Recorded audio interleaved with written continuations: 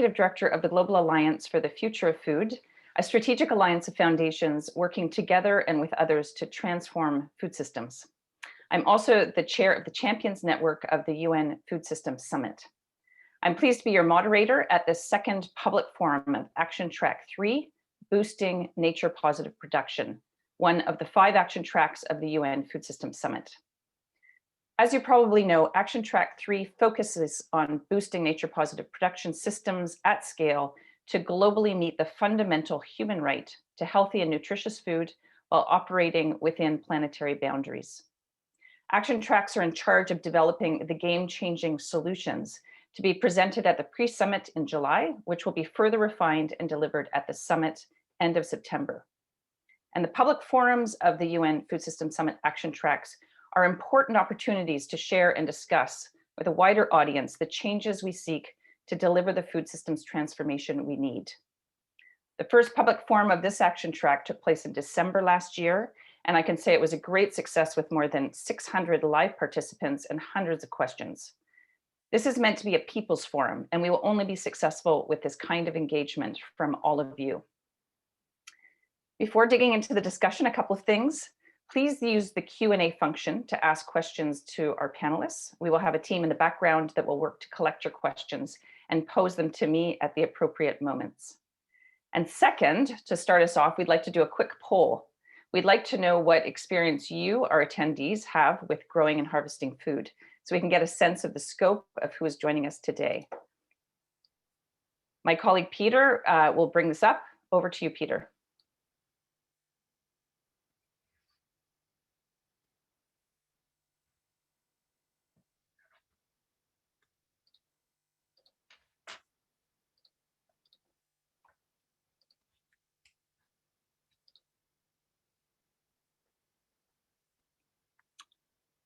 Great. I'm not seeing the results, but hopefully you can see those results and that you've had a chance to put in your answers. Thank you very much. So to quickly jump into our agenda, I'd like to give the floor to Marco Lambertini, the Director General of the World Wildlife Fund International. With 35 years of conservation leadership, Marco works to drive the achievement of the Global Conservation Organization's critical mission to save life on Earth. We will also hear from Ibrahim Thiaw from Mauritania, serving as the Executive Secretary of the United Nations Convention to Combat Desertification. Mr. Thiaw has almost 40 years experience in sustainable development, environmental governance, and natural resource management. Marco and Ibrahim will provide some context for the discussions we're having, pointing to the importance of integrating agendas across food, climate, and nature if we are to achieve the 2030 Sustainable Development Agenda. To assist speakers, I have a little red flag, which I'll wave at the end of your time to indicate that we need to move on to the next speaker. So first, Ibrahim, the floor is yours for 3 minutes.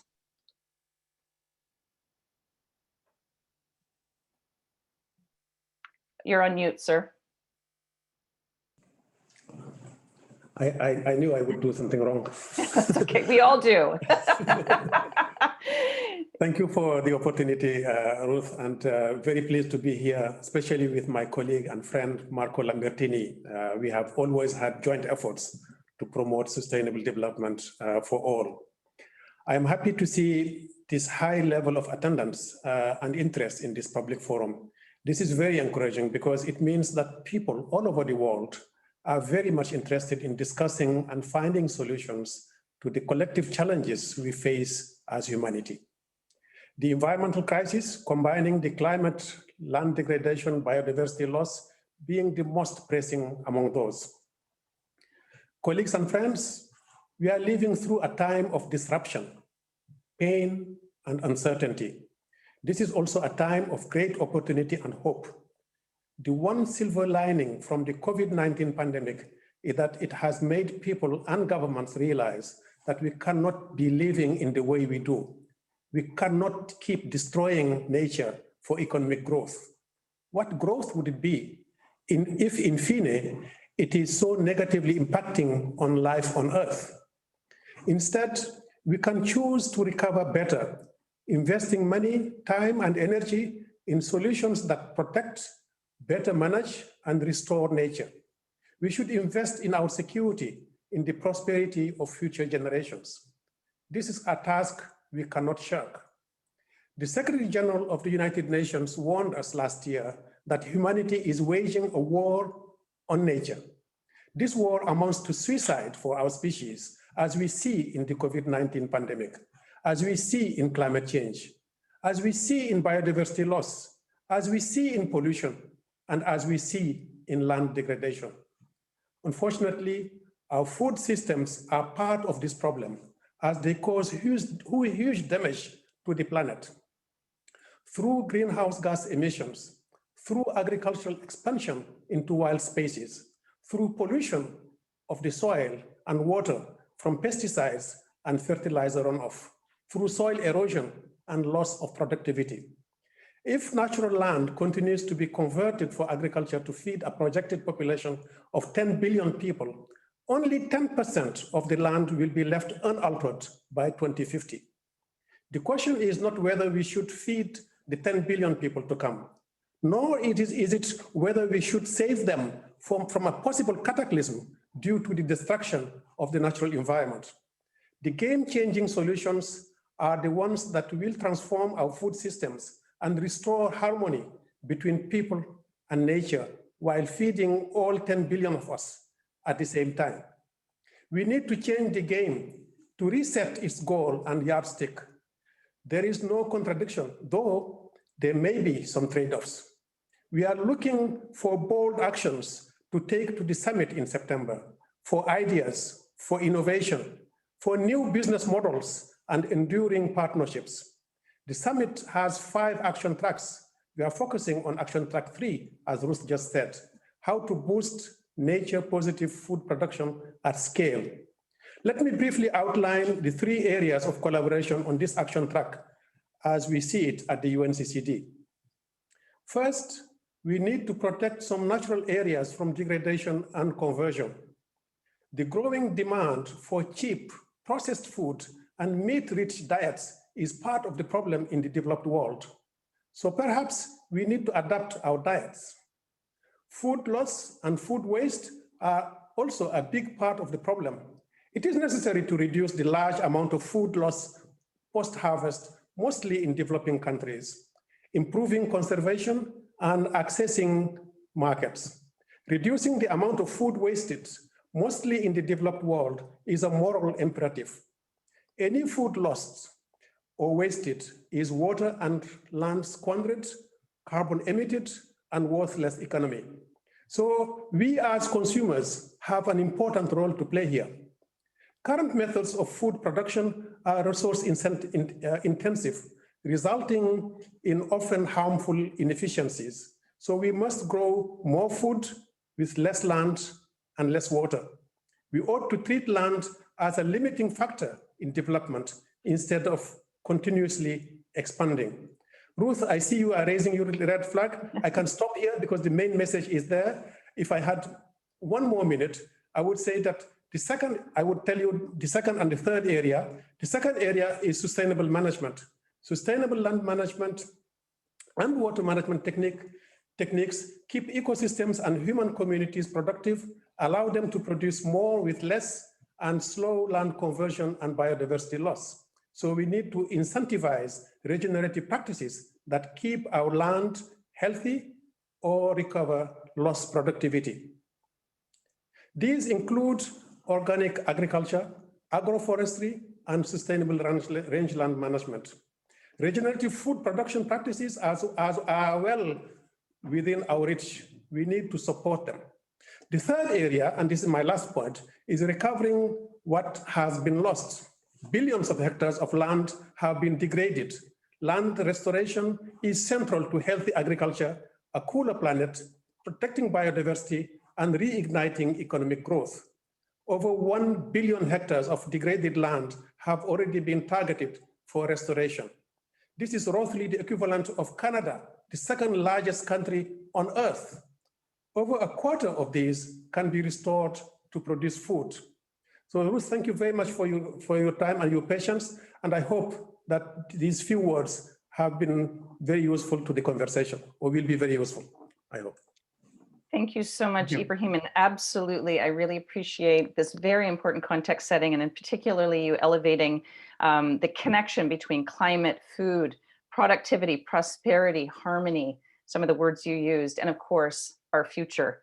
And I love your line that these things are not contradictions, but there may be trade-offs. So very important.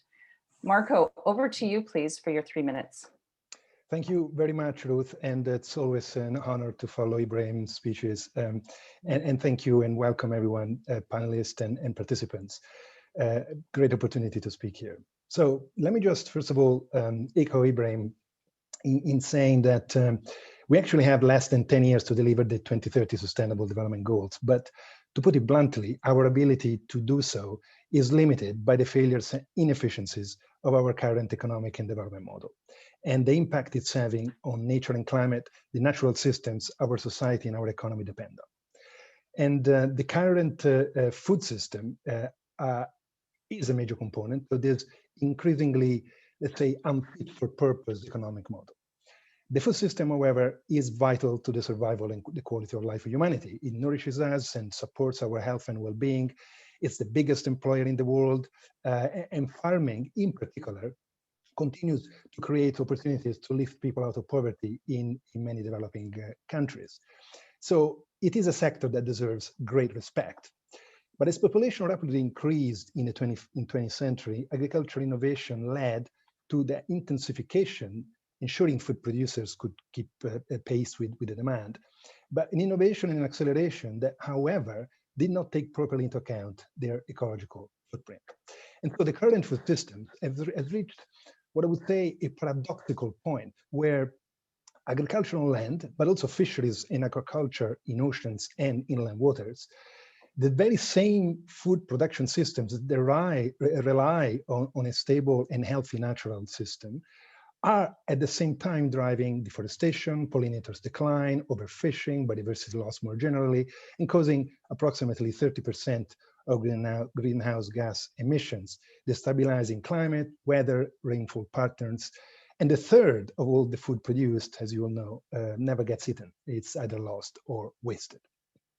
So many say that our food system today is broken and needs reforming. And as nature services supporting food production are progressively weakened and destroyed, our food security and the access to healthy nutrition is also increasingly at threat. So this year we have a unique opportunity to course correct. The landmark UN Food System Summit, I think, has the opportunity to integrate food in the environmental and sustainable development agendas more than ever before. And the upcoming UN Biodiversity, Climate and Land COPs, the Conference of the Parties, represent a fantastic opportunity to embrace an integrated plan driven by common global goals around a carbon neutral, a nature positive, and an equitable world. One in which we can feed the world with nutritious food within the planetary boundaries. Let me finish highlighting two dimensions related to the transformation of the food systems that we're particularly passionate about. One is, first of all, focus on farmers. Focus on farmers through innovative technology, but also finance that rewards the farmers while protecting climate and nature. And this is the only way to drive transition fast and at scale towards sustainability. The second one is focus on consumers. This is a kind of farm to fork dimension. Focus on consumers where transparency about the environmental impact of food can truly drive better choices. And consumers are ready for that across the world. Thank you very much, all of you around this panel and the participants for being champions of a socially equitable, but also ecologically sustainable food system transformation. We at WWF look forward to being part of this journey with all of you. And because the simple reality is that we're not going to secure food for humanity in a planet ravaged by forest fires, pollinator collapse, fisheries depletion, and soil erosion. The only safe future for us is one where nature and people thrive together. So under that simple equation, I'll stop, Ruth, and thank you again, everybody. Thank you. Thank you so much, Marco. Really appreciate the sentiments around farmers, finance, and consumers, very important issues. And of course, your comment that the food system is broken, but that we have a real opportunity right now for course correction, which is why we're here discussing the issues we are today.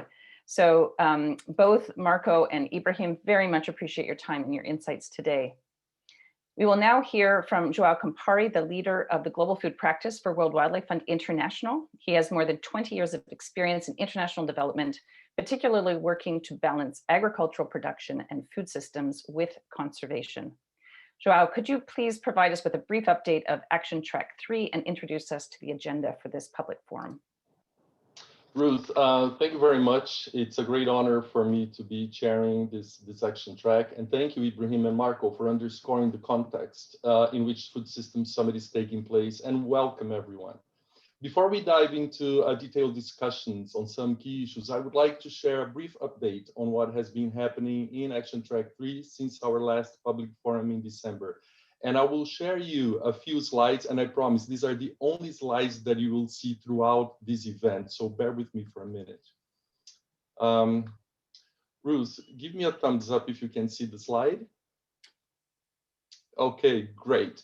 You will remember that Action Track 3 is one of the 5 action tracks of the Food Systems Summit. For those of you attending this public forum for the first time, please bear in mind that action tracks are not silos, okay? Each one is just one entry point to address the systemic challenges that we are collectively dealing with. So each action track only makes sense in the context of the other 4. Okay, so all these action tracks, we work synergistically, assessing trade-offs when they emerge, and we work together to try to minimize them or resolve them all together when we can. Action Track 3 has a purpose-driven goal. In a nutshell, our goal reinforces the premise that all people have a fundamental right to healthy food and to a healthy environment. The health of our lands, freshwater bodies, and oceans are all interconnected with the health of animal and plant species, our climate, and also with the quality of human life, since they provide ecosystem services that support the food system and beyond. Delivering on this societal responsibility critically depends on the ability to produce food for a growing population in a nature-positive way, that is, a way that stays within planetary boundaries. Nature-positive production systems, as Ibrahim and Marco well articulated, need to deliver on 3 fronts. First, we need to freeze the footprint. We need to protect nature from further conversion for food and feed production. Second, nature-positive systems need to rely on regenerative and sustainable management practices. And thirdly, we need to make all the efforts we can to truly become nature positive is to rehabilitate degraded ecosystems for sustainable food production. And to the extent that it's feasible, and this is our largest effort, we need to restore them to their original state so that they can provide more environmental services upon which food production itself depends. These outcomes will only materialize if there is an enabling policy environment that provides the right incentives to farmers and fishers everywhere, particularly in developing countries.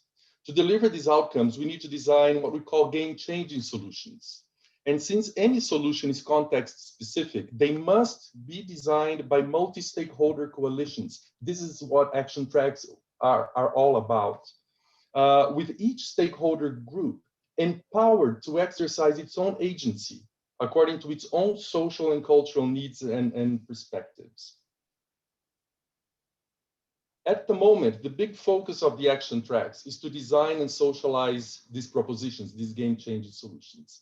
At the summit in October, we don't just want a list of ideas and commitments to come forward. We want stakeholders from across the food system to embrace these solutions and have clear roadmaps for implementation and measurable change.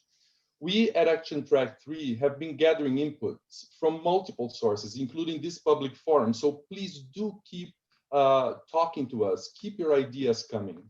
We have received to date approximately 200 solutions from all stakeholders. 160 were submitted to us via the public surveys, and more than 20 came from member states themselves. So there is huge participation of member states in our action track.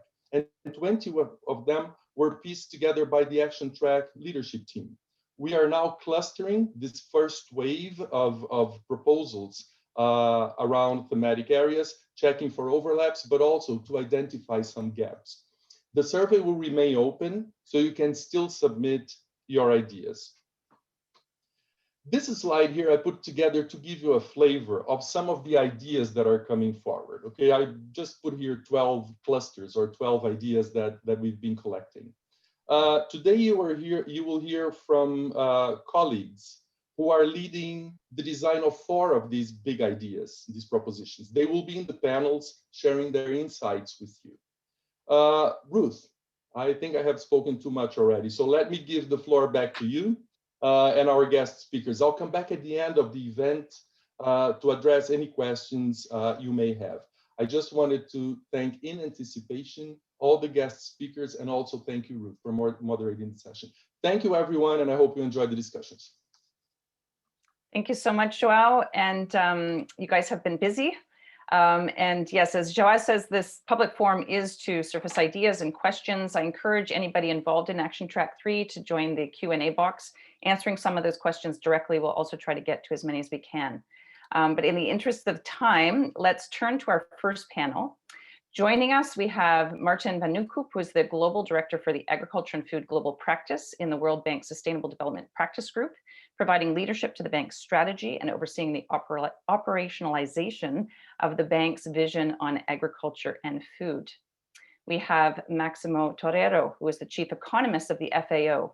Prior to joining the FAO, he was with the World Bank and IFPRI. His major research analyzes poverty and inequality and policies oriented towards poverty alleviation and how to improve the welfare of households and small farmers. Melissa Pinfield is a senior fellow at Meridian Institute, where she is executive director of the Just Rural Transition Secretariat. She brings over 15 years of government and international relations experience, having worked for both the UK and Australian governments on climate, international forests, and land use. Esther Penunia is Secretary General of the Asian Farmers Association for Sustainable Rural Development, a regional farmers organization with around 13 million family farmers as members, engaged in crops, livestock, fisheries, forestry, herding, and pastoralism. And finally, Justin Adams is Executive Director of the Tropical Forest Alliance, focused on reducing commodity-driven deforestation, with teams catalyzing partnerships and concrete action in ecosystems across Latin America, Africa, and Southeast Asia.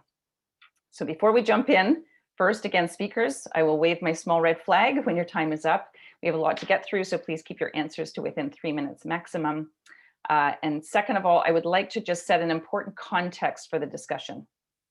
According to the World Bank, only 5% of current direct public support for agriculture explicitly targets conservation and other public goods, and only 6% supports research, extension, and technical assistance.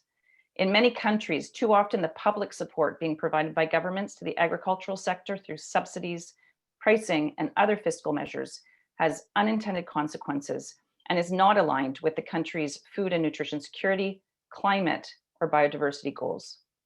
Better targeting of incentives provided through public support can help meet current challenges and future-proof food systems, recognizing and empowering food producers to be positive agents of change. So with that context in hand, here we go. The first question is for you, Maarten. How can incentives be redirected or reformed to support farmers and fishers in making the full transition towards nature-positive food production? And connected to that, which actors need to be included in these discussions to make just transitions possible? Maarten, over to you, please.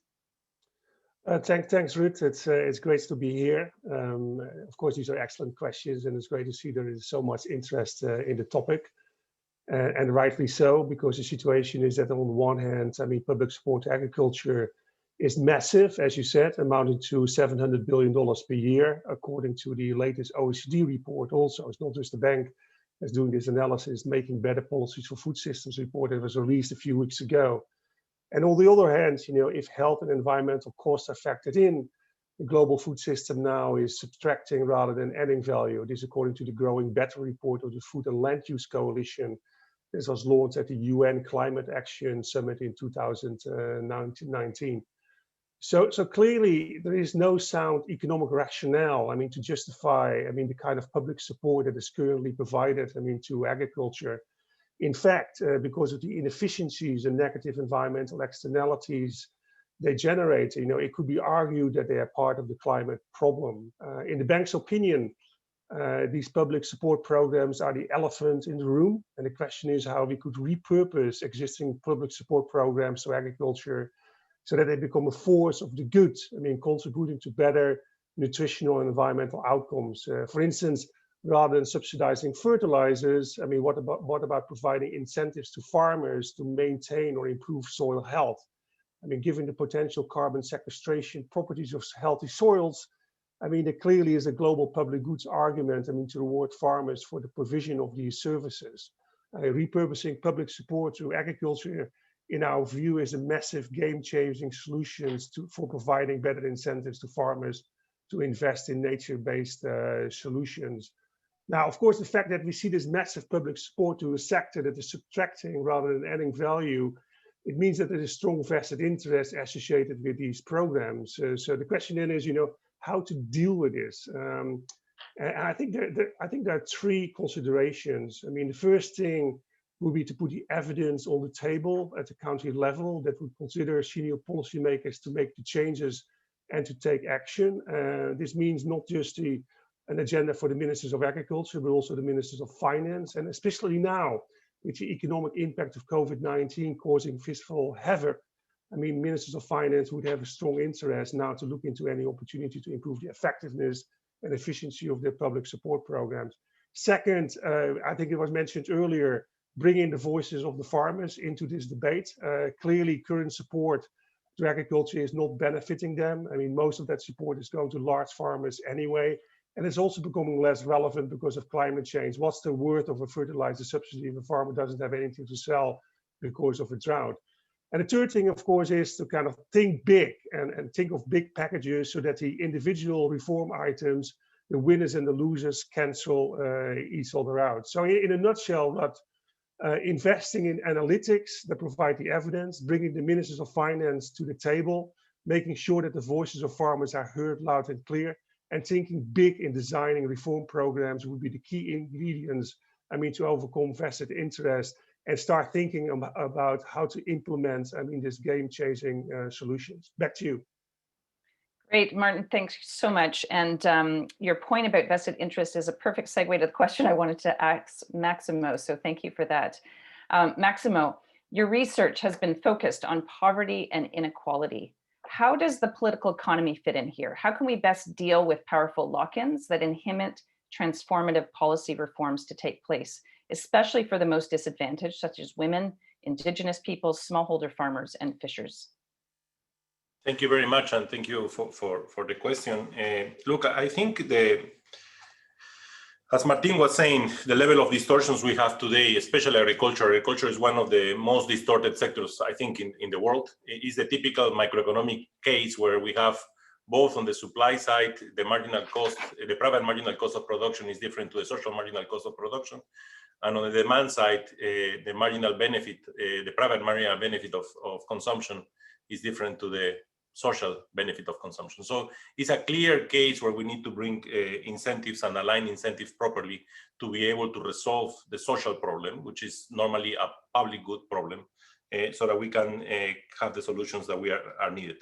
So clear examples are, we talk about healthy diets, but we basically put enormous amount of subsidies into staple and starchy commodities, and we don't put subsidies into high value commodities or support to high value commodities. So what are we talking about? If we are going to do something and we are pushing for something, it's not just the demand side, it's also the supply side. No?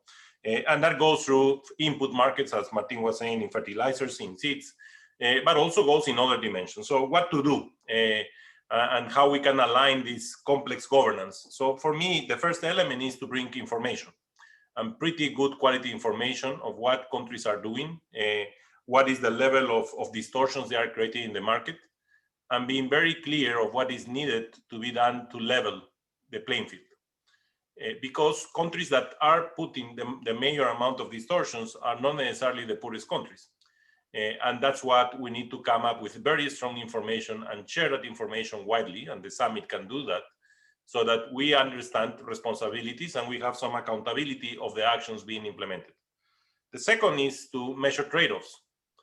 We need to understand what those policies and those distortions have created and what are the trade-offs they are creating, so that people understand that if I'm going to put a policy to support something, that policy has a consequence. And that consequence can affect land, water, soil, biodiversity, emissions, income inequality, and land inequality. So we need to use modeling to be able to come with those trade-offs, and we're trying to do that effort, but it's central. Nobody knows today the trade-offs. They know very partially stories of what is happening. And if we don't come up with the strong trade-offs, there are big regions of the world putting policies, enormous policies, and nobody's saying, okay, your policies, your common policies have these consequences and these trade-offs. And remember, if we are going to create something that affects environment, that has a trade-off over everybody, not only over that specific geographical location. It's a global public good. And we always confuse global public goods with private goods. If I'm going to create a trade-off over water, I have a problem. So again, I think it's really important to put the trade-offs and the magnitude of those trade-offs of the actions being made and make them very transparent so that there is accountability behind those trade-offs. And the third element, which I think is central, is we need to fix errors when they are there.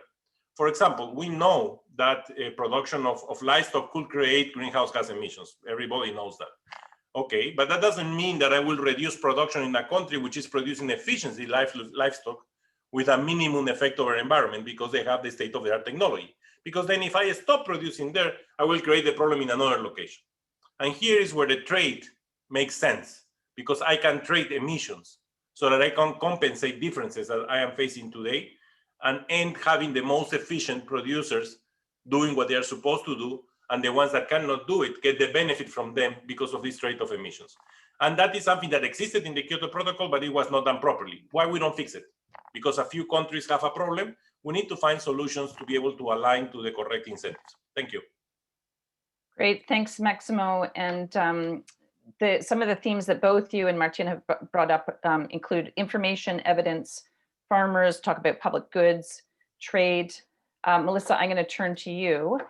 You're facilitating the design of an important game-changing solution aimed to support, quote, a just transition to sustainable agriculture through policy reform and public support. Can you tell us what the solution aims to achieve and how it relates to the issues that Martin and Maximo have just discussed? Thanks so much, Ruth, and it's really a delight to be here. This game-changing solution has been developed in partnership with the COP26 Nature Campaign on Sustainable Agriculture and a Just Rural Transition, the World Bank, and many others from the Just Rural Transition community, a multi-stakeholder initiative which launched at the UN Climate Action Summit in 2019, which aims to address the critical challenge of feeding a growing global population while protecting the vital natural ecosystems which sustain life.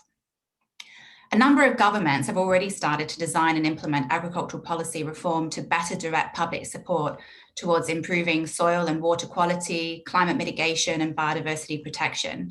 And many more governments are interested to learn more, but need technical support to scope the options, design and implement approaches such as payment for ecosystem services, payment for soil carbon, conservation reserves, etc. So through this year, governments interested in repurposing public support for agriculture, for the reasons outlined by all the earlier speakers, will be invited to participate in policy dialogues to share experience and identify opportunities to move forward.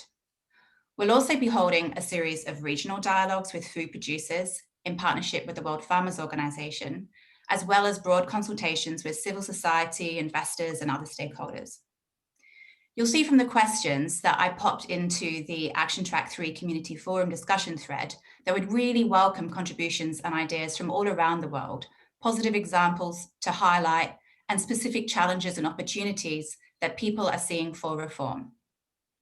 Through this game-changing solution, we aim to support the development of a shared vision at the global and national levels and provide opportunities to showcase action and the potential for integrated, inclusive approaches. We also hope through this work to mobilize support from a broader set of knowledge and implementation partners to significantly scale up technical, financial, and institutional resources for the kind of work that Martijn and Maximo were outlining earlier.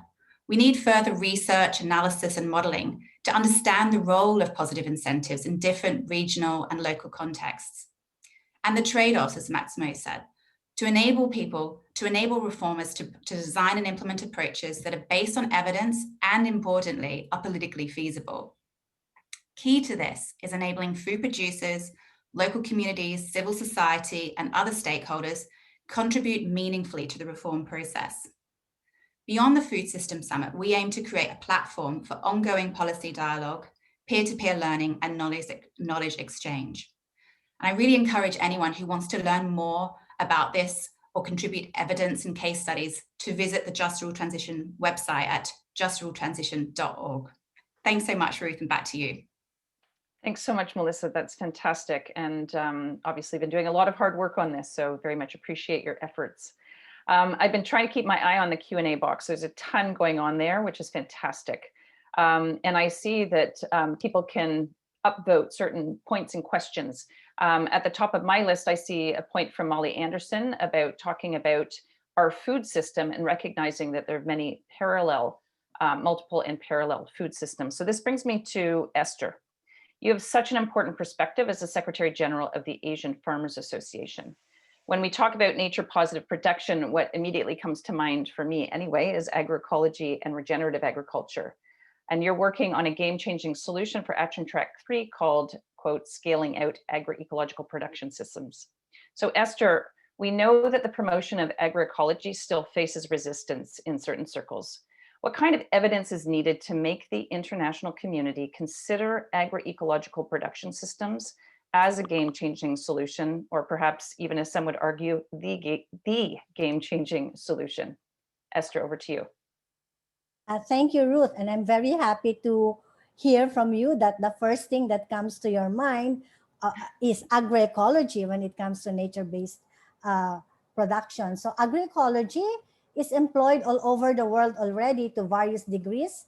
And consequently, there is a growing number of empirical and narrative evidence. So I know, for example, that in 2009, the ISTAD, International Assessment for Agriculture Knowledge, Science and Technology for Development, have already provided evidence on agroecological approaches as the kind of agriculture that we would have to do to provide multiple wins in agriculture: productive profit, environment, incomes, and health.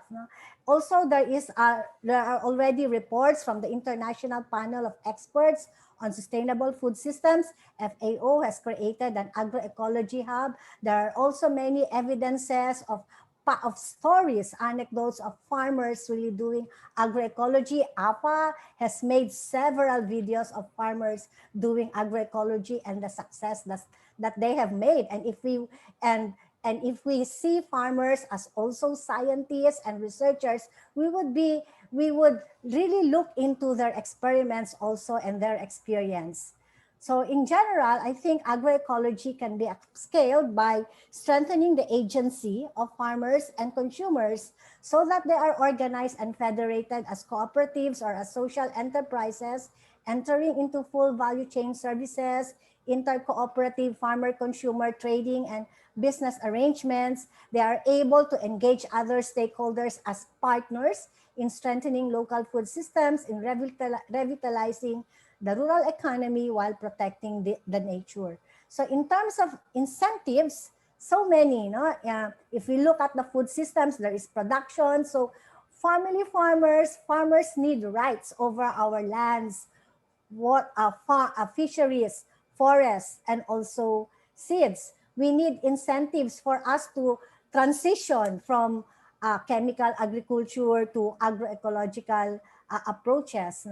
Because in the first 3 years, we will lose if we shift to agroecology. We need incentives to promote community-based seed systems. We need the inclusion of agroecology in agriculture universities, support for training of farmer master trainers and in situ model farms, easy and affordable credits for production. Because, for example, right now, the policies of our government in the Philippines is incentives for hybrid seeds or for monocropping, but not for agroecology, for example.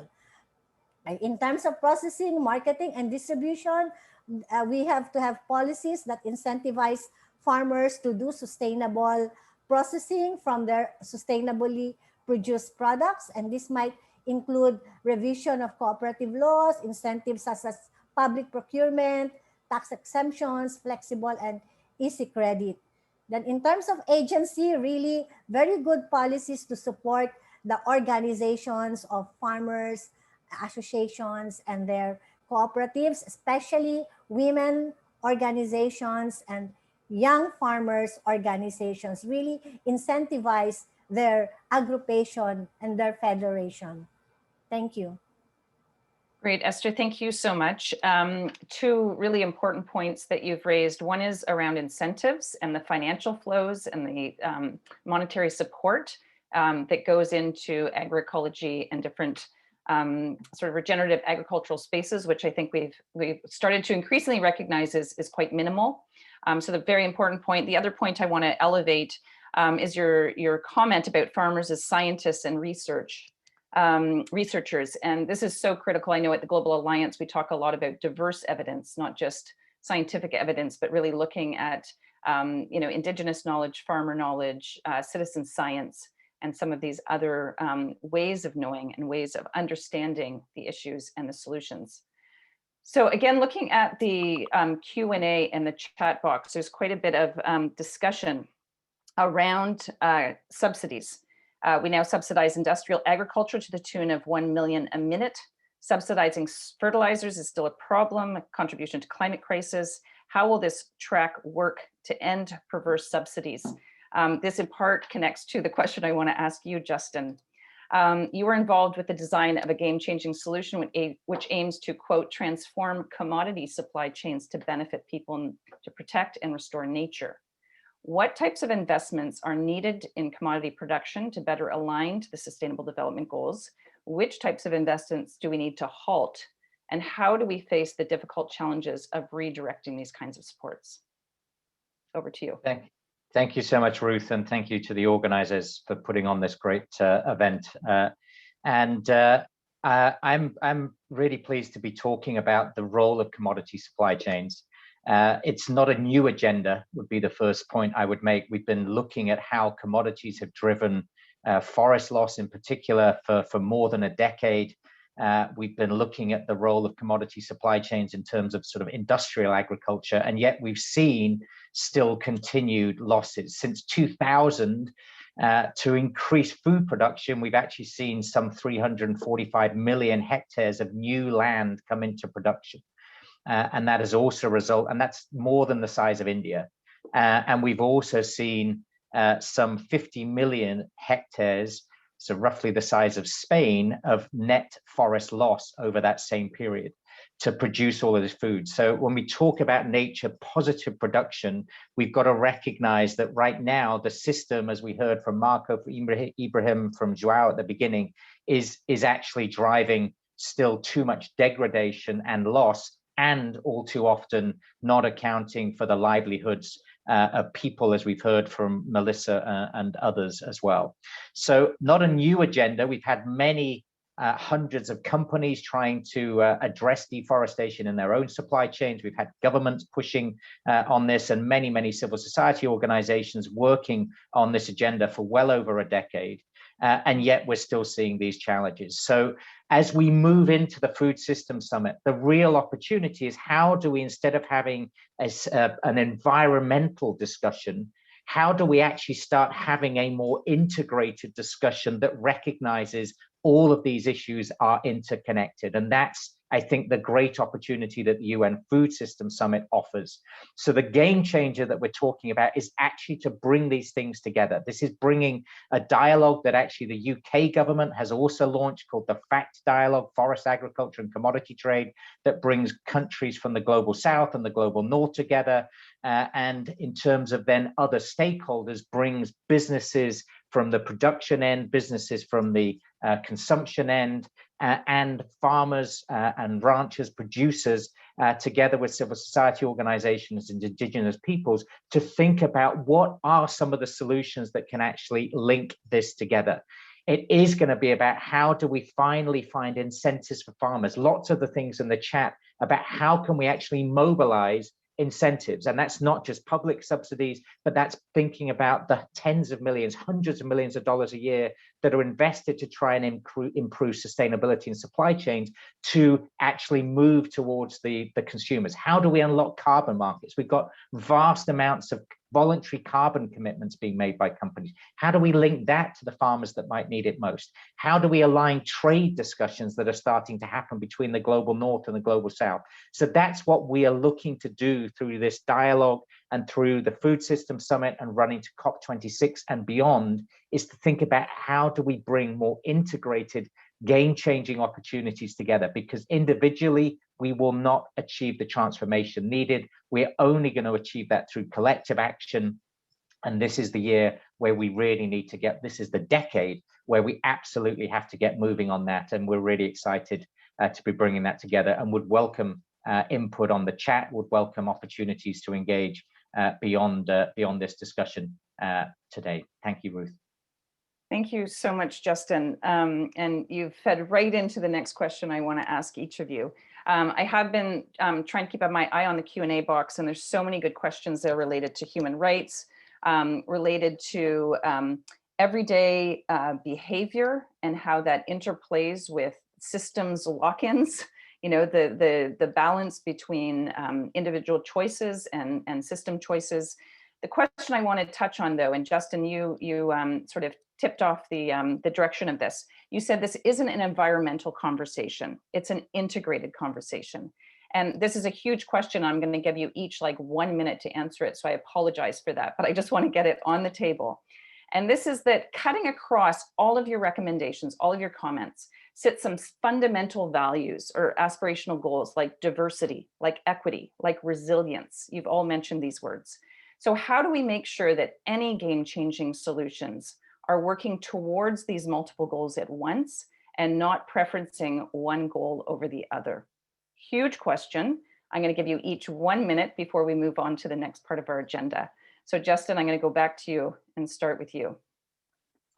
Thanks, Ruth. I think it was said at the beginning, I think we've lived for several hundred years in a reductionist world.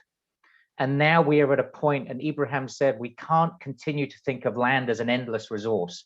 We have to learn to optimize, and we have to recognize that's also going to require trade-offs. And we've got the tools, we've got the knowledge, we've got machine learning and technology, which we can apply for good.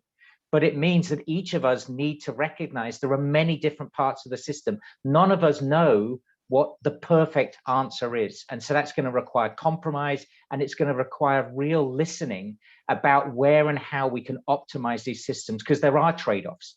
And from an environmental point of view, you want to protect every single forest. But too often that's meant that for many producers, that means we're ignoring the needs of producers, thinking about even how they might send their kids to college. And we can no longer continue to have these conversations in silos and in a world where we're shouting at each other because we're so firm on our own position versus really trying to understand. So I think there's deeper listening required. That requires dialogue and patience, but we've also got to move urgently. And so I think that's where we can embrace and learn from and use technology in a way that can actually help us optimize around land, optimize for farmers. And that's also going to require that in some cases, we're going to need to pay more for our food. In other cases, that's not the case, but that's what we've got to start getting better and better at.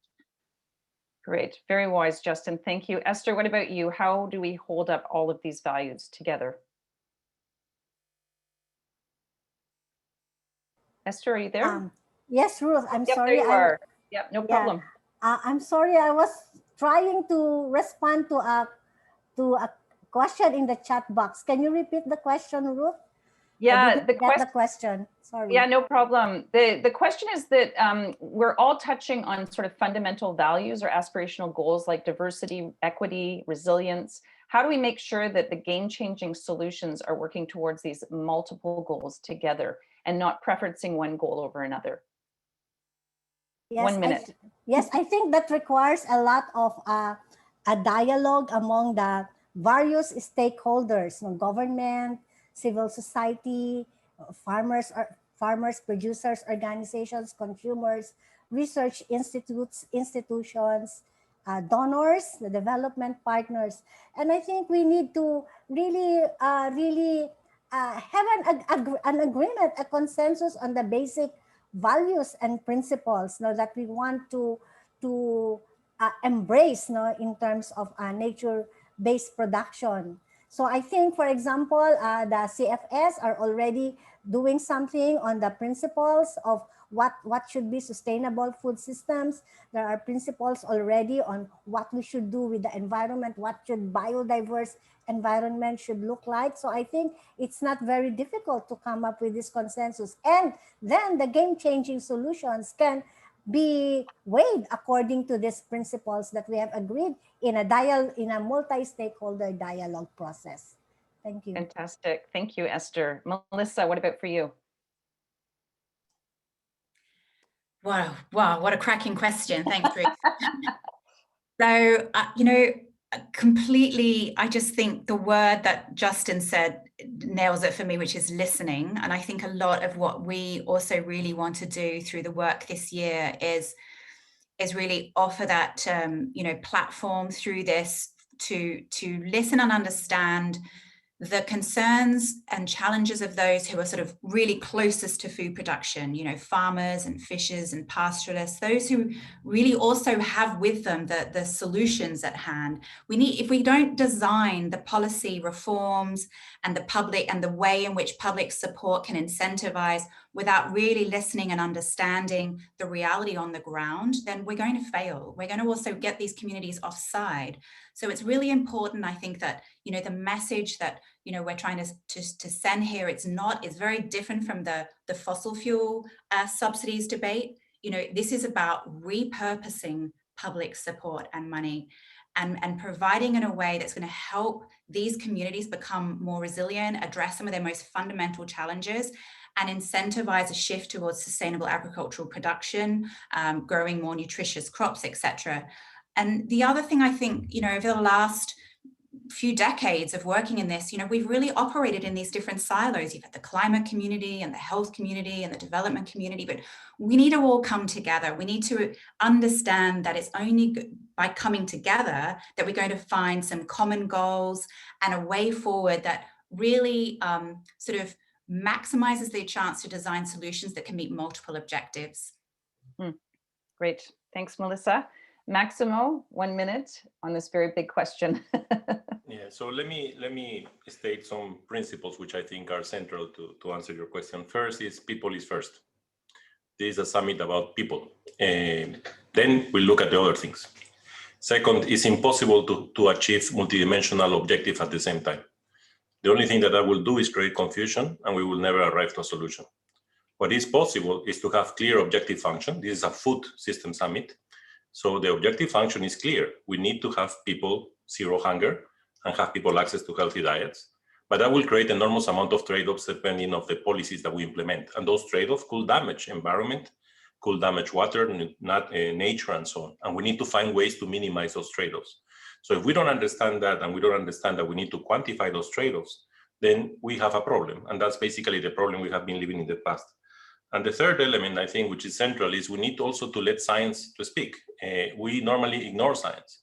And the problem that we have right now is that we have a lot of asymmetry of information and people which are in dialogues, which is great to hear the dialogues, but they have so much asymmetry of information that it's impossible to get into a consensus.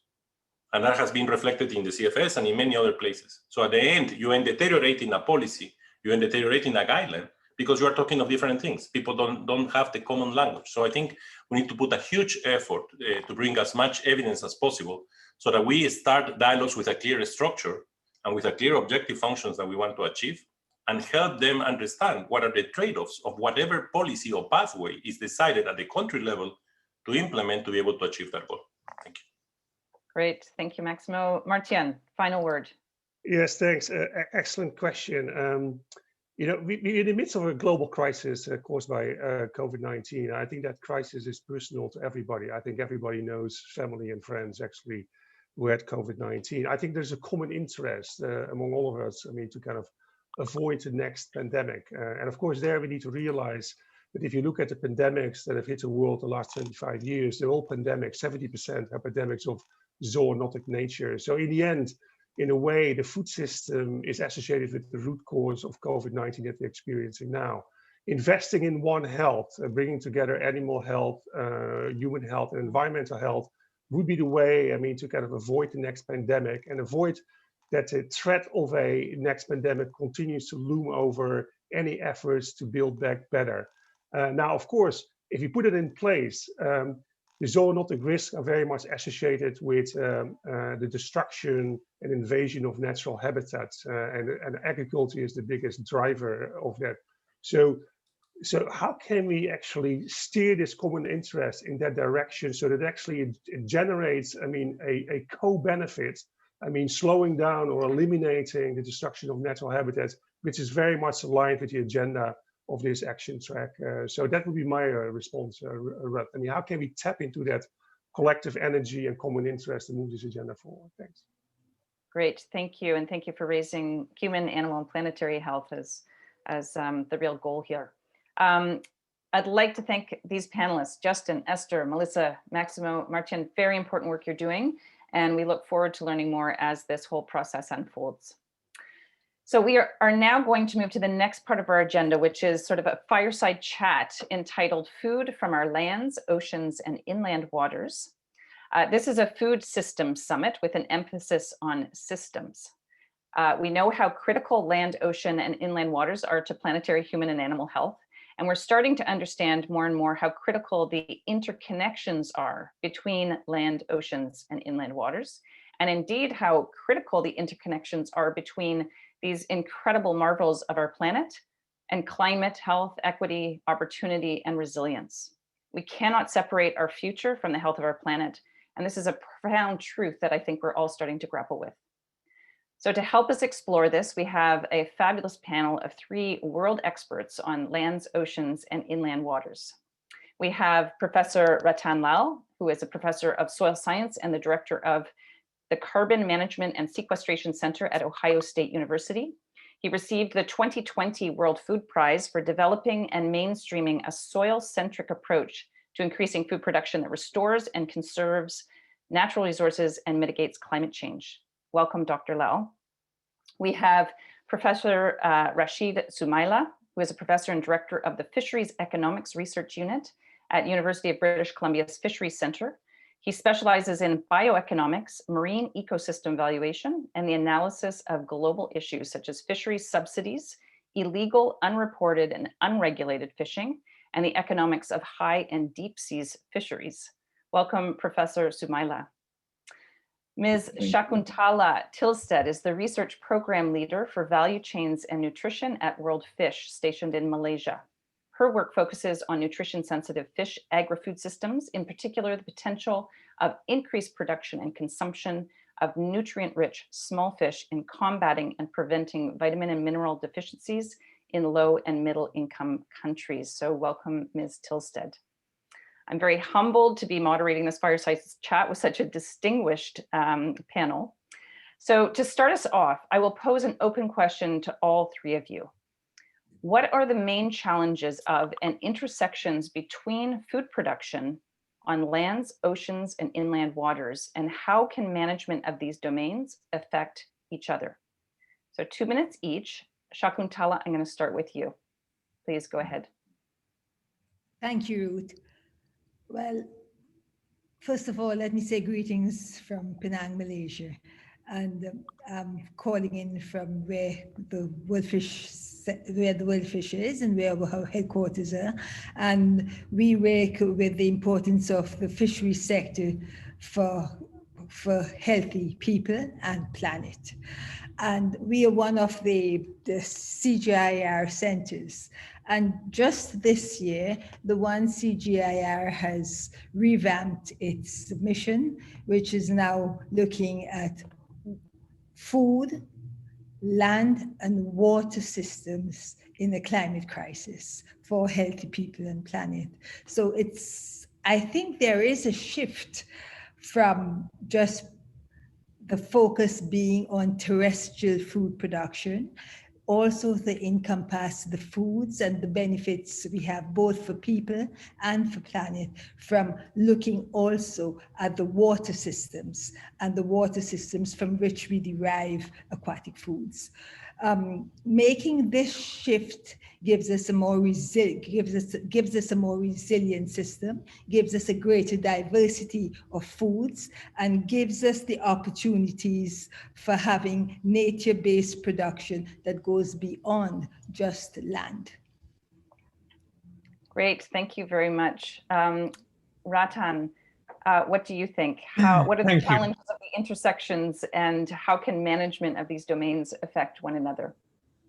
Thank you, Ruth. Thank you. I greatly enjoyed the previous panel discussion, but I must say it has become a fashion to identify a villain, and agriculture is become a most preferred villain.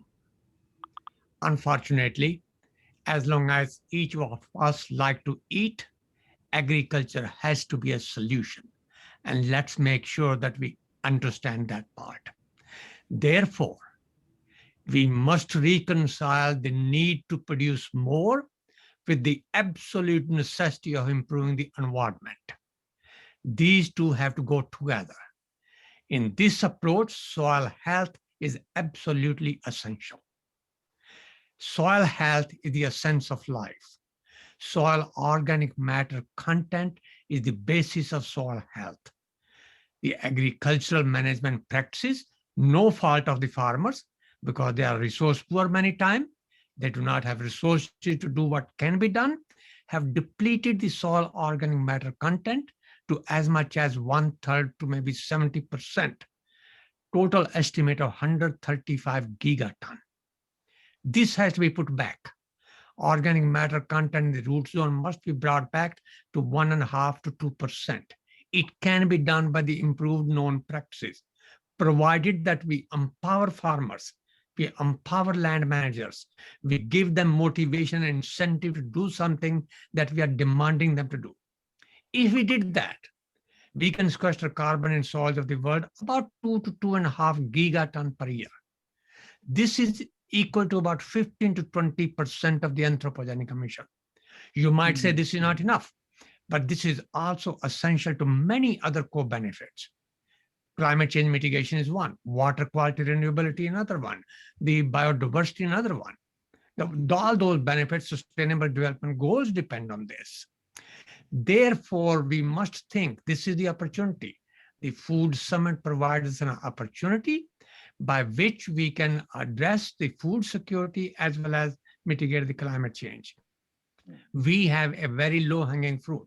It is a win-win-win option. The time to take action rather than blaming is now. Let's take it. Wow, fantastic. Thank you. You've added a few words to perhaps our aspirational goals, things like reconciliation, maybe humility and compassion, and empowerment. So very much appreciate those comments. Rashid, over to you. What do you think in terms of the big agenda we have and how these intersect? Yeah, so thank you very much. I think I'll start with the idea of food production for food security, and many other speakers have already mentioned this. But when we talk about this, we think about people only. I think if you're thinking of the wild, you have to think of other animals too. And the two are interrelated. If we take all the food and the whales have nothing, the whales are gonna go, and that truncates the food web, and that leads to less food for people later. So we have to think of the other animals in the system in terms of food security. Now, the next point I'm going to make is that actually it's we the people, we are the mediators between land and oceans and aquatic systems. If we don't go to these two, they will be able to take care of themselves. So we are the issue. We have to manage the way we relate to them in order to deal with the challenges. That's the second point. Third point is that if you look at our relationship with land and aquatic systems with respect to food, we go there to take the food we need, to to produce the food we need. And once we do that, we cause a lot of things to these systems, right? We use bottom trawlers, and that scrapes the bottom and therefore makes them less productive. We have to be careful how we do that, how much we take. And then the other thing we do is we produce waste, whether it's CO2, whether it's plastic, into the system, the ocean, the land, and the waters. And that's a big interaction point between land and oceans, actually, because I think it's about 5 or 6 rivers, big rivers in the world, are the sources of most of the plastics that get to the ocean, for example. So we need to know the relationship. We pollute good things, we take the food, and then we pump our bad things to the land and oceans. And if we don't take care of that, we are going to be in trouble if you pollute or overtake.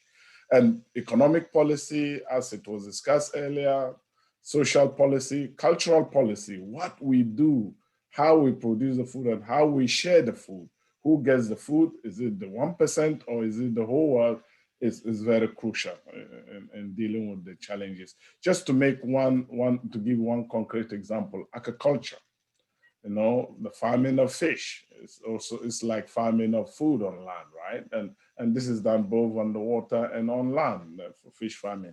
And there is a big, we have to think of this comprehensively, holistically, because something that fish farming can give us all the fish we need. Actually, there is a connection between fish farms and the wild, because for many of the species we like to eat, like salmon, like tunas, to farm them, you need wild fish to be able to do it, whether on land or on the water. And that relationship, we need to be careful about that. In fact, we also feed animals in our farms with anchovies. And this is food that people can eat directly. You go to Peru, some of them are undernourished while the fish is being grounded for farms. So it's good to know this. So finally, one statistics, we take about, from the ocean alone, we take about 100 million tons of fish a year to feed people. So that's a lot of food.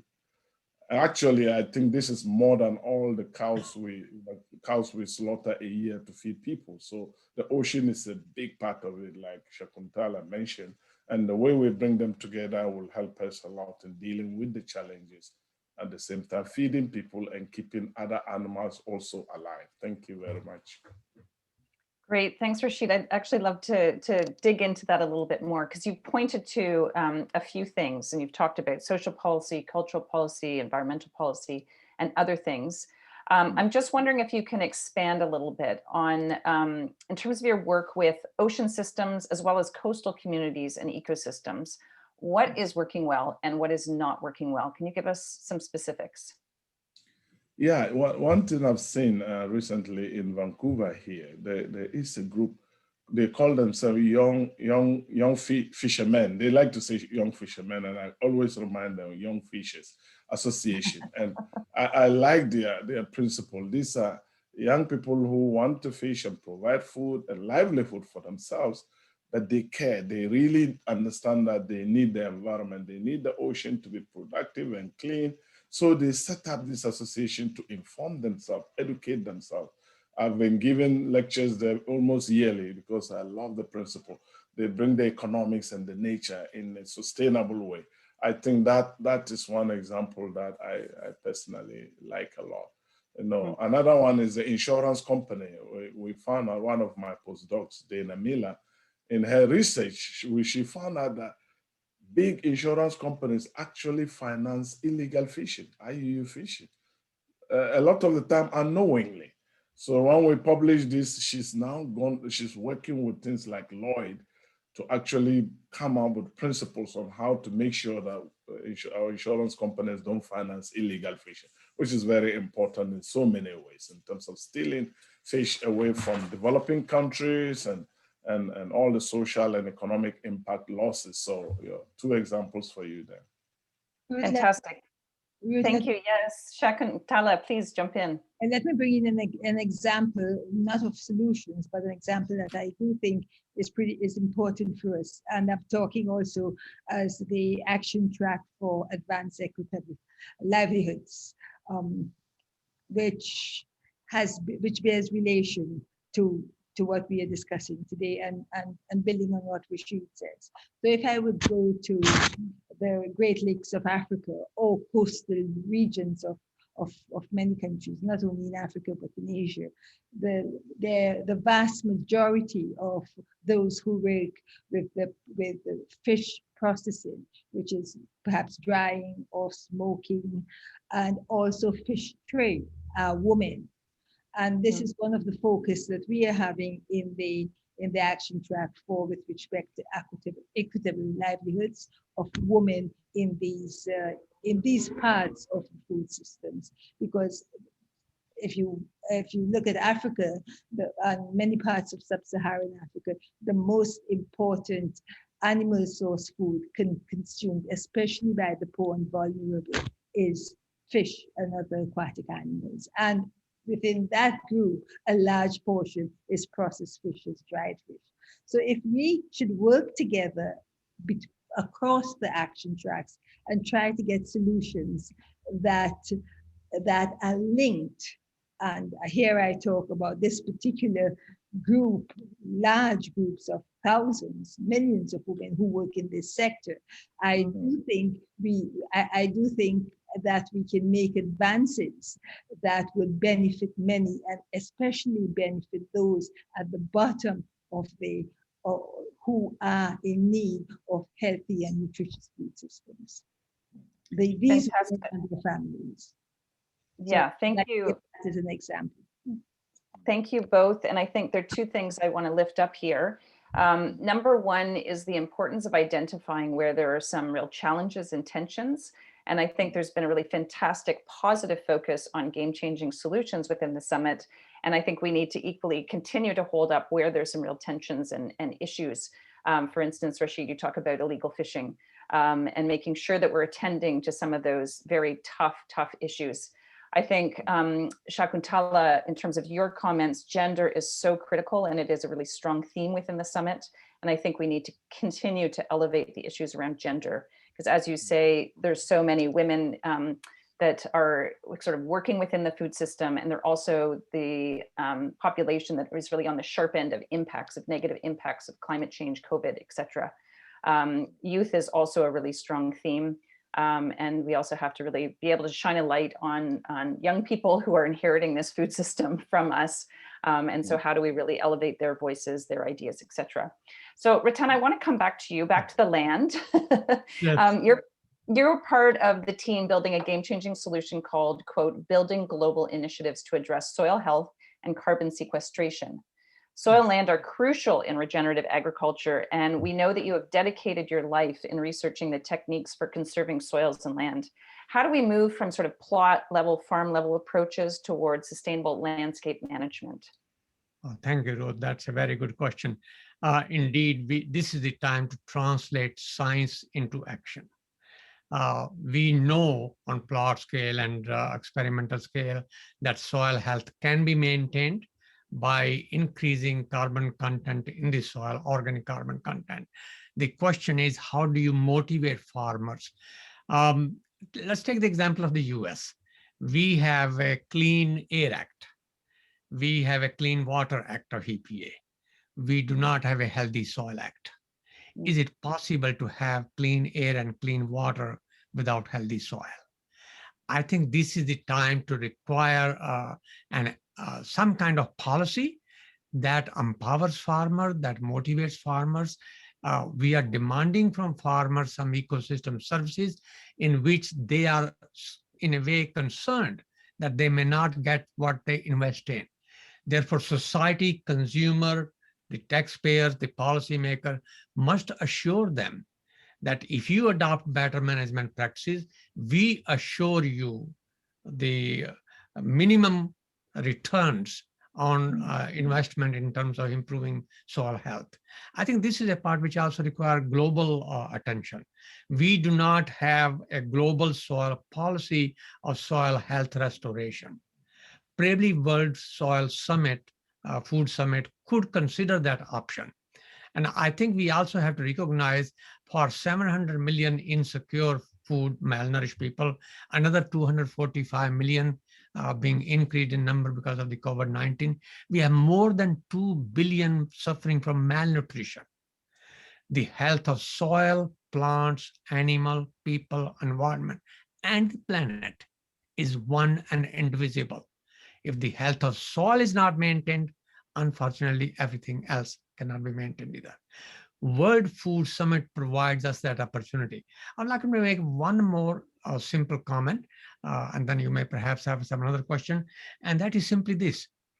The fire that burns in the pit of an empty stomach can only be quenched by the divine powers in a loaf of bread made from grains grown on a healthy soil. Healthy soil is the basis of political stability, peace, and tranquility. World Food Summit provides us that opportunity. We must not miss it. Dr. Lal, I see that you're a poet as well as a soil scientist. That was beautiful, and I hope somebody wrote that down. It's a lovely quote. So Ratan, I'm going to ask each of you a question, but I'm going to start with you and turn to Rashid and Shakuntal in turn. We talked about specific issues, and we know that those issues are embedded in an environment. How do we create the enabling environment to do the right thing? We've talked about policy, we've talked about frameworks, we've talked about a whole bunch of different things, but I'm going to turn to each of you. What kinds of enabling environments do we need to do the right thing? Ratan, I'll start with you. Thank you. Farmers must be empowered. Farmers must be given the respect they deserve. And many of the farmers, as you know, in the developing countries are women farmers. And they are critical to this whole entire process. I have been talking about giving farmers a fair price for ecosystem service for carbon sequestration. The fair price is about $130 per ton of carbon. That is about $35 per ton of CO2.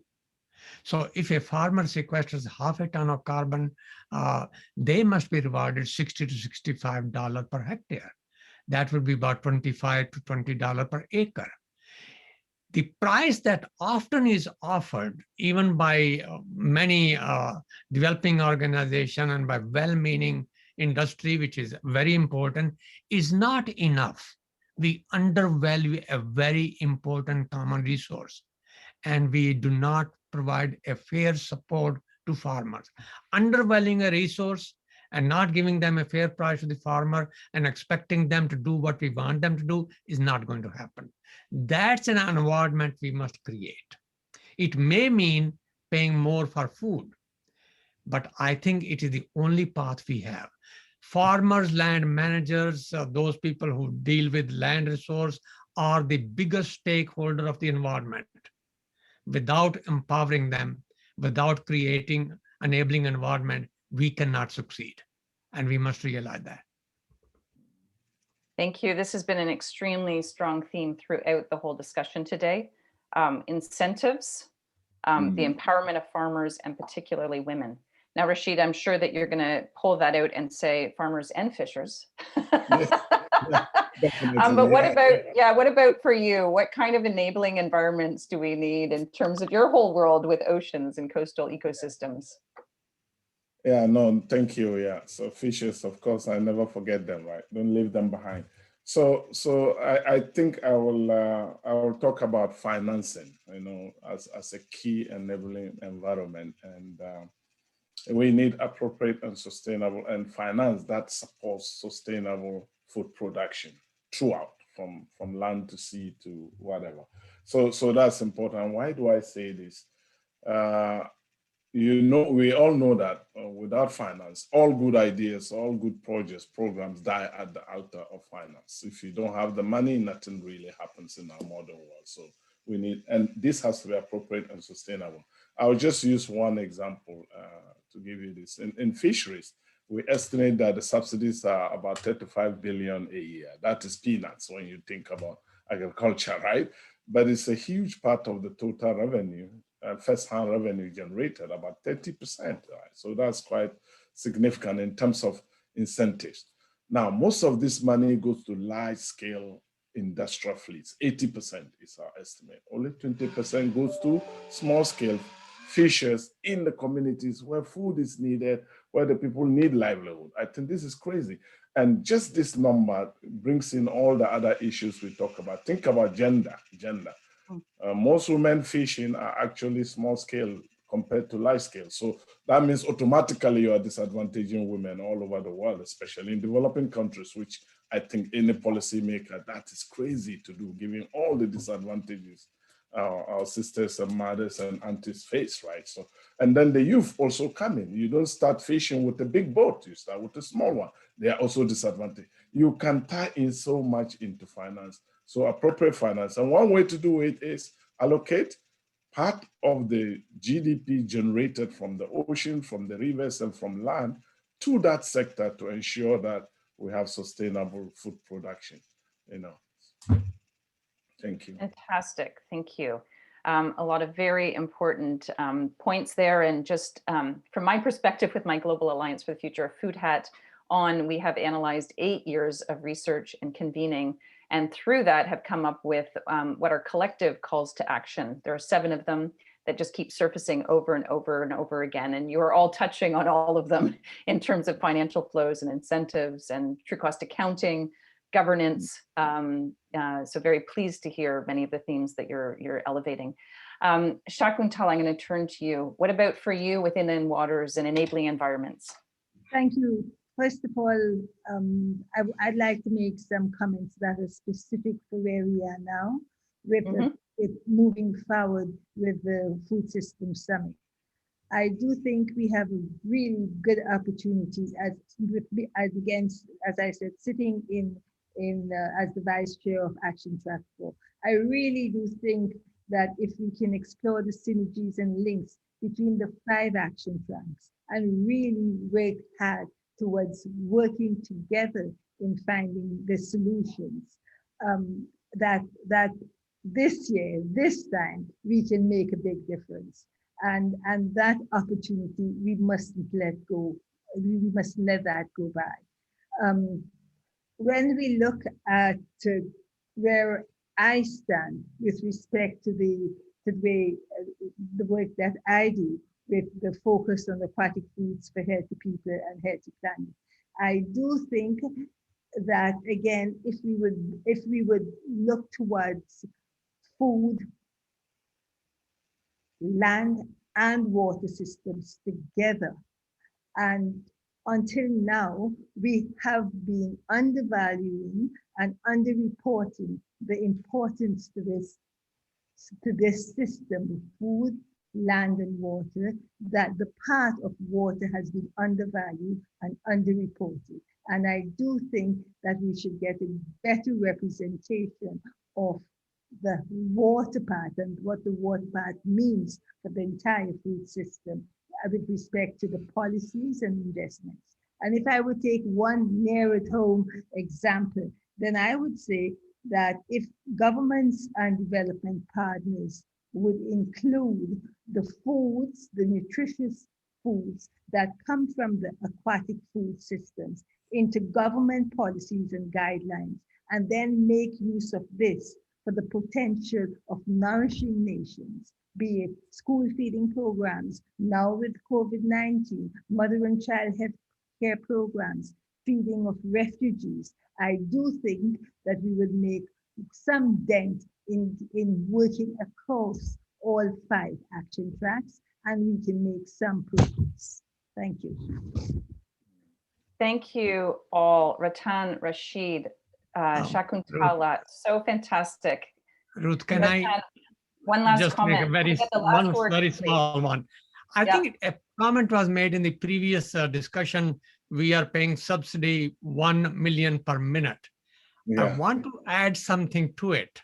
And that is, there's a big difference between subsidy and payment for ecosystem services. Please do not confuse them. Payment for ecosystem services is not a charity, is not a handout, is not a donation. It is we give farmers what we expect them to do. That's one part, very important. The second, very quickly, is a marginality principle.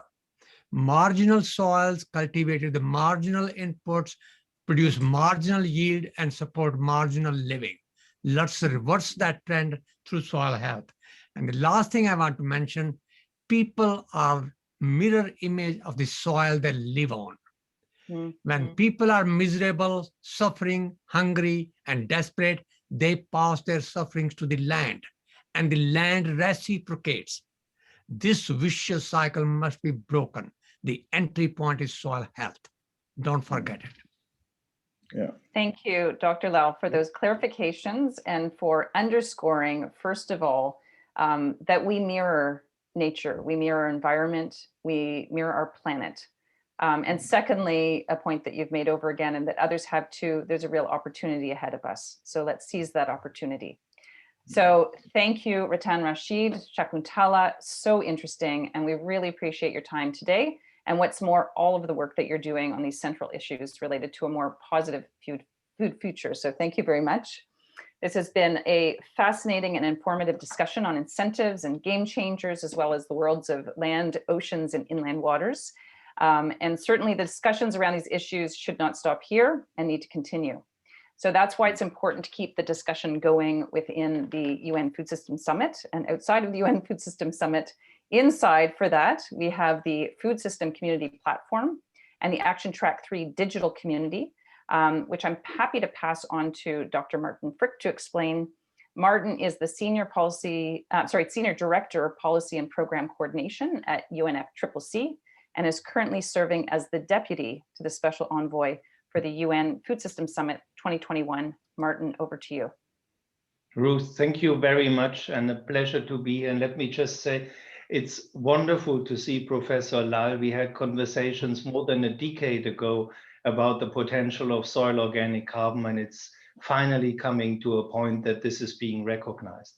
One of the best things I think we can produce with this summit is a large global community of practice and many, many local and regional communities that are really coming together across different sectors. So our Food System Summit dialogues that we are hosting in all countries are of course a big instrument. For our independently hosted dialogues, our new simplified guide was just coming out. But we don't want that these are just one-off conversations, but we really want to give a digital meeting space where these conversations can continue, where people can speak to each other about their solutions, can cross-inspire and connect and equip with the solutions they need.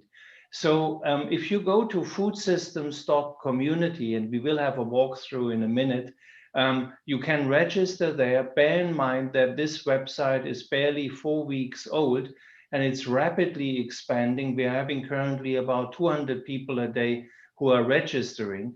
And this is very exciting, we will soon be in a possibility where we can connect communities across language barriers using artificial intelligence to really enable people to have a message sent in Portuguese and read on the other side in English or French or whatever the most convenient language is. So for this community building, we need, of course, the community. We need you to register. And I want to encourage everybody to go to foodsystems.community, build an account, start a discussion or join a discussion that's already going on. If a topic is missing that you believe should be there, you can be the fire starter. So I encourage you to do so. And I hand back to Ruth, and I understand we have a walkthrough now. Great. Peter, am I handing this over to you now? Yes. Yes. Thank Hi, you. everyone. Good evening. I'll just share my screen quickly so you can see this. Great. So I hope you can see the community on screen now. Great. So yes, when you go to the address that Martin mentioned, this is the page that you will land on, and you need to sign up first. Obviously I'm logged in, but there'll be a sign up button here. And it works very similarly to a lot of other social media platforms where you'll have a news feed and you can basically see all the different information across the various different communities. And you can join multiple specific communities around the action tracks or the levers of change. Obviously, we are encouraging you in this call to join Action Track 3. So when you come to this page, you will be able to see the various different conversations that are taking place, documents which are being shared, so you're able to post your own content. There's been some great content that's been shared so far today, different links and different pieces. Please do come to the community and continue to share those pieces, research papers, publications, reports, videos, anything that there is that you want to help build these conversations, you can share in this platform. It's a very intuitive piece, similar to other social and digital platforms. What we're really trying to push and encourage is to build discussions. So if you click on the, so just from a practical purpose, once you come to this page, there will be a button here to join the community. So you do need to do that before you can actually actively post and contribute.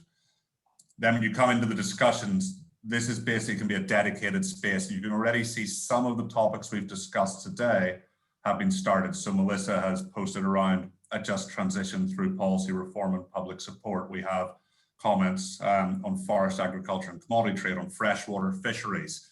And you can either open any of these discussions and reply directly and add to this, or you can start your own. And this is a place where, rather than just having a stream of comments which are hard to sort through, this is where we can really build these solutions. So I know Joao is going to talk more about the process moving forward, but this is a place where we see the opportunity for everyone to get involved in building these solutions, creating actionable outcomes, and being part of this process. You know, the whole intention is that this is an inclusive process. It's not intended to be a closed group, and you know, we can't have public forums every week, but this digital community is a place every day that everybody can contribute and keep the conversation going. And the one other thing I'll just show quickly is you can also see all of the people who are within the community, and you can follow specific individuals if you want to see their content, and you can also begin to engage directly with other people. So again, taking these public forums to a different level, you can build conversations directly with other stakeholders. So as well as through the official process, you can also build your own networks and your own ideas for moving this work forward, and all of the great work that everybody is doing already. So I'll leave it at that, just keep it brief, but there's a lot of potential in this. As Martin said, we want to get as many people using it as possible, and the more there are, the richer the content that will come from it. So thank you. Great, thank you so much, Peter. And just for everybody joining us today, this is your time to ask any questions about the summit itself, its processes and outcomes. So if you have questions, again, please put them in the Q&A box, and we've got various members of the Summit Secretariat as well as the action tracks to answer those questions. I do have a couple in hand here. The first one, Joao, I think really importantly is the Q&A box is fantastic and there's such rich discussions. Can you just say what you're going to do with all that? Because it's an incredible you know, mine of information and ideas. So maybe you could just touch on that before we jump into some of the other questions. Ruth, thank you so much. I have been trying to type answers, and when I'm typing an answer, the screen keeps rolling, and you know, so I'm typing what I can. But we will take a record of all these questions, and I will work with our comms team to see how we can post our responses. Perhaps in the community of practice, there will be a space, because I think they all merit responses. There were questions about human rights, feasibility of agroecology. There's a lot on subsidies. I see many questions to the second panel, like including Ratan. So, you know, we will find a way, probably. Martin, is there a space in the, or Peter, in the public community for us to paste these questions along with our responses so people can see? Definitely. And if I can come in for a second, this is work in process, and we will also have a little blog space where we can inform about the progress in the different action tracks. And we are building an own Twitter account so that there is also online tweeting about what the action tracks are doing to move forward. And most importantly, we can expand. You know, if you're doing an independent dialogue and you got a vibrant community coming out of it, we can give you a space to continue these discussions. And it should really be a place that is continuing to be dynamic and realize what the UN sometimes calls inclusive multilateralism. That is how we can build it. Martin, I'm going to turn to you, if it's okay. There's a question around voices in the summit. And you've heard from this whole session today, the real elevation of the need to hear from farmers, from women, from youth. So the question is, what strategies are there in the summit to amplify, particularly farmers' voices, but I would add voices of women, Indigenous peoples, and others in the food system? You're on mute. You're on mute. That's the danger when I take off my glasses. That's a really, really good question. And I think we are currently in a moment where the whole dynamic of the summit is going to shift. We've been listening for about 3 months, for a quarter of a year, to all sorts of solutions, possibilities. We are bringing them together into a set of propositions. And these propositions will be presented in a very humble spirit as, how do you think these ideas work? And there will be possibilities for everybody to input on them. There is the food systems community where anyone can register anyway, but there will be targeted dialogues. Jemima, who is our gender expert, is doing regional dialogues on women's questions and a global dialogue. We are just now starting to build a farmers dialogue.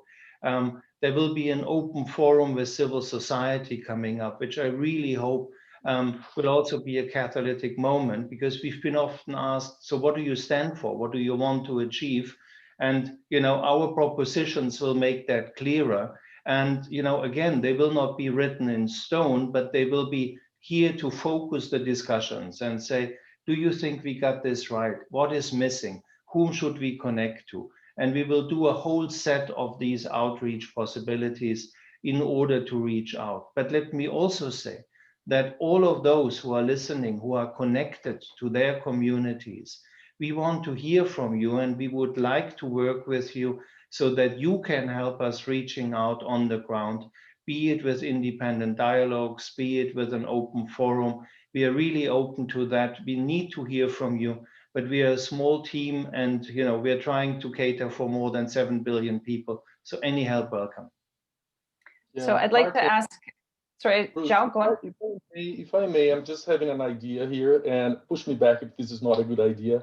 I hear a lot about inclusiveness, you know, the fact that, you know, we need to hear more and more voices, especially from farmers in developing countries. Perhaps it would be a very good idea to have one of these forums focusing on farmers and fishers, food producers generally, large and small, but especially attract to the summit in a very meaningful way, so that we can hear the voices of farmers and fishers from the developing countries. I think this would deliver a really good value for the summit.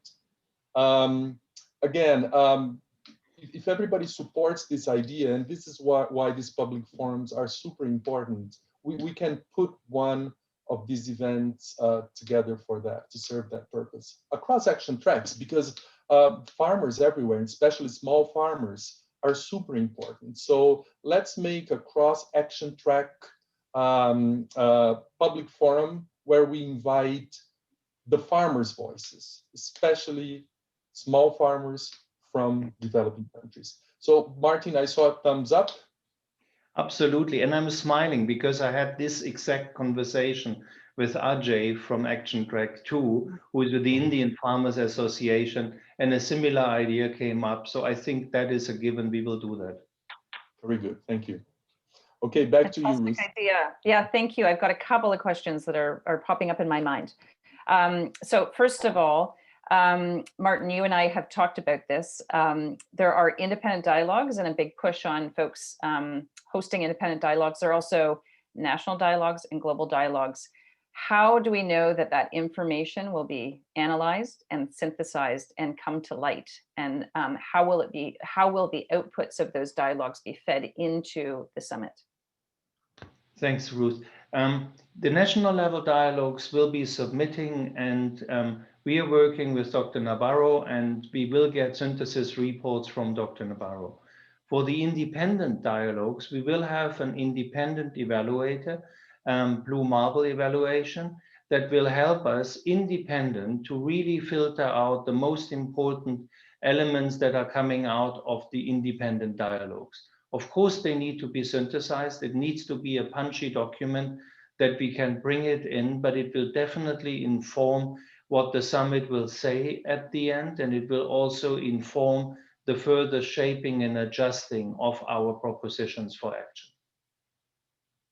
Fantastic, thank you. I think it's important that people know that something will happen with that information. It doesn't just go into a black box, but that there is independent sort of analysis, and that will be turned into a report, and that will be part of the inputs to the summit. If I may say, I mean, we are meeting on a weekly basis with all of the action tracks. We are hearing from what's coming out of the dialogue, so to say, fresh out of the press, and it is a continued live discussion. So we are listening, and we are taking seriously, and we are working on the basis of that. And you know, sometimes when people tell us, I'm sure you have the outcome document already ready. No, that's not the case. We are listening, and we are shaping it according to our experience with you. Great. This is a question maybe for both of you, and it comes from Shakuntala, and I think was underscored by some other comments in the Q&A, and that is, how do we create stronger links between the action tracks? I think there's a lot of excitement about what will be coming out of the individual action tracks, and I think there's a little bit of trepidation about how we actually bring this together with a systems perspective, and make sure that, you know, recommendations out of action track 1 are not at odds with recommendations out of action track 4, as an example. So for both of you, Zhao, maybe I'll start with you and then turn to you after Martin. How do we make sure that we're connecting, you know, the full view of everything coming out of the action tracks?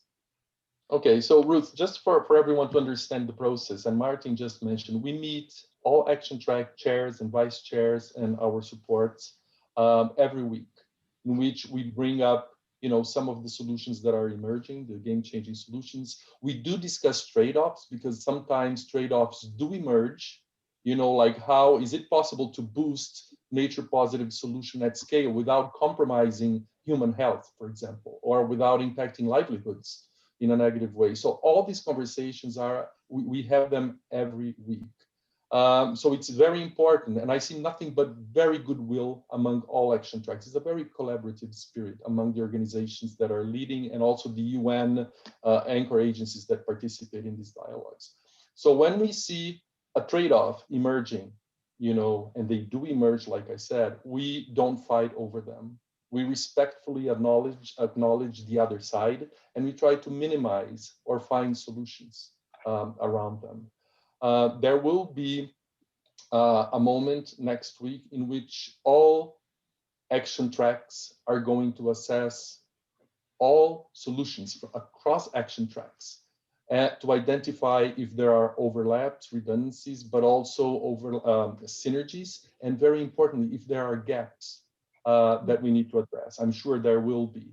So Martin, would you like to complement that, please? Happy to. I think, you know, when you're starting a summit and saying it's going to be a system summit, it actually has the attitude of everything is equally important and everything is interdependent. That's not easy.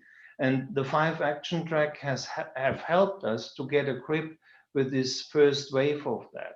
But what we will be coming out as our propositions for actions will all work across several action tracks and work on the interdependencies. When you think about land restoration, for example, land degradation is causing conflict. Conflict is causing migration in many points. So if you're looking into resilience and into war-torn situations, we might look, or we might want to look at land degradation opportunities as actually also as peace building and stability building issues. So that kind of broader frame will inform what we are doing over the next month. We will see where the different propositions will create communities of solutions, and they will be hosted in the action tracks. but that wouldn't mean that they are only looking at it from a perspective of healthy and sustainable diets or from a perspective of livelihoods, but from a collective effort of that. And this is really a difficult thing. Everybody speaks about breaking silos, but it needs a daily effort. And this is also the spirit of our weekly meeting that Joao mentioned, to bring that together and really look left and right and think, how can we collectively create something that is maybe not existing yet or is existing, but bringing it in a context that is helpful and maybe neglected. Thanks, Ruth. We do have also, each action track has an anchor agency. Ours is UNCCD, and we do have 2 colleagues from UNCCD in this panel. So if they could turn on their videos and also contribute to the discussions, because we have the whole UN system to back this solution process. So I would welcome Miriam and Sasha into the room. Good to see you all. Miriam, Sasha, anything you'd like to add to the discussion from your perspective?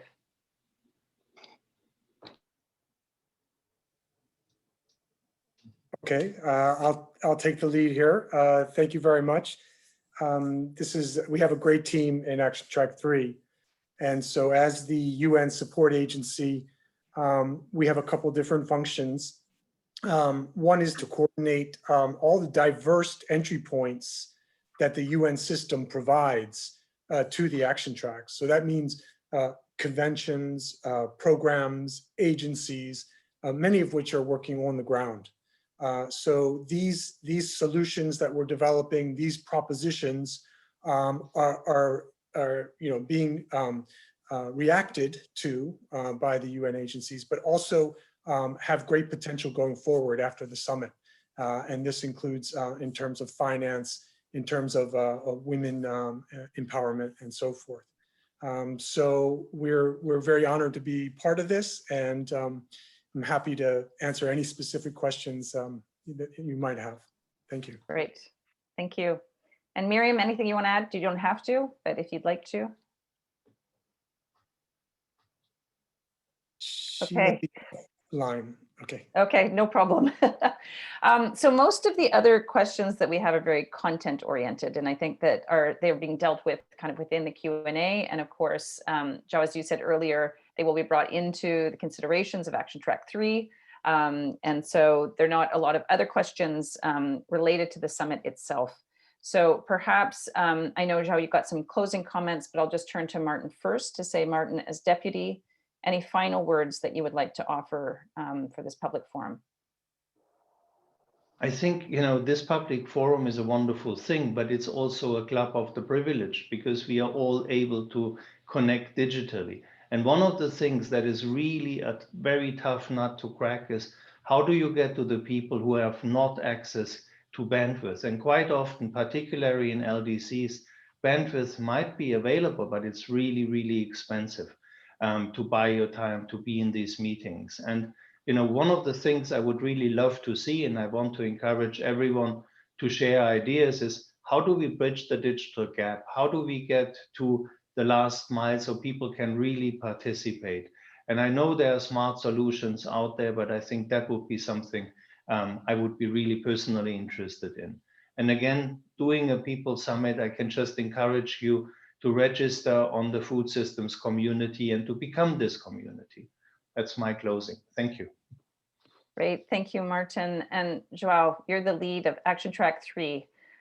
So I'm going to give you the final word on what you've heard today and where we go next. Thank you, Ruth. Well, there are several things that I learned today, besides that Rattan is a wonderful poet too. It was quite impressive, that remark. We should thanks Rattan for being here with us.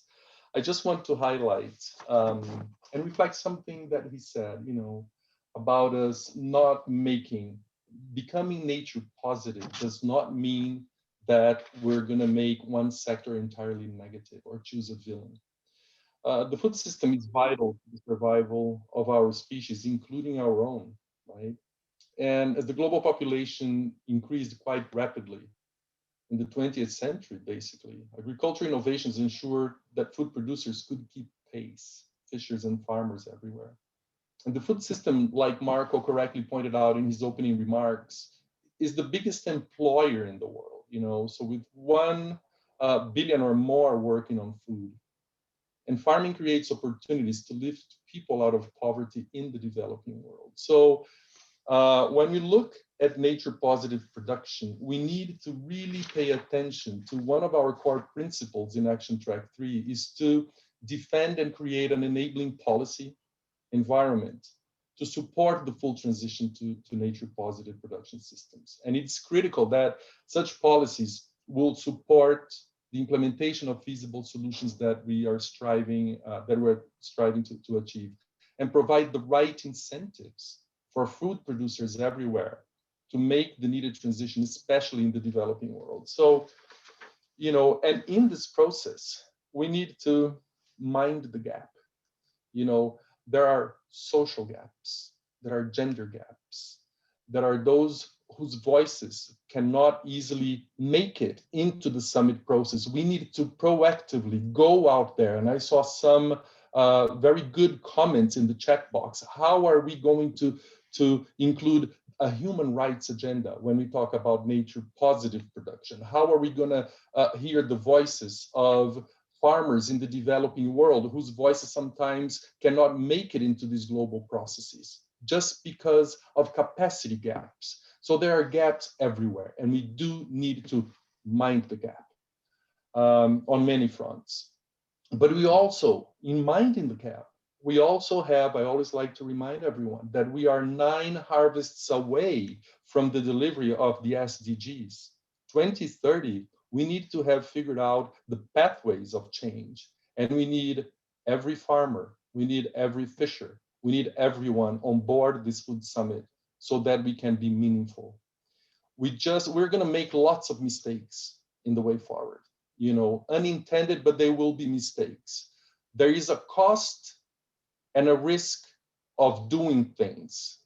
But I think, honestly, and this is very my personal opinion, the biggest risk is the risk of not doing something, of being paralyzed because the problem is too large. So if you're keen to engage with Action Track 3, you will need to brace yourselves for a very, very adventurous ride, not adventurous in the sense that it's going to shy us away from the mission, but adventurous in the sense that we will make mistakes with the best intentions, but we need to face the challenge. So let's just do it, okay? So Ruth and everyone, I'd like to thank you for moderating this panel, or the panels. I would like to thank all speakers, and most importantly, thank everyone that participated in this public forum. The next one hopefully will be the one in which we will hear the voice of food producers from everywhere. Next step, just to close, we are in the process of clustering these game-changing solutions. Please do keep your ideas coming, okay? We are going to process them, cluster them, and create coalitions of stakeholders, true coalitions of stakeholders, to discuss them and show us a way forward. So thank you very much, Ruth. Thank you, everyone. And I look forward to seeing everyone soon. Thank you.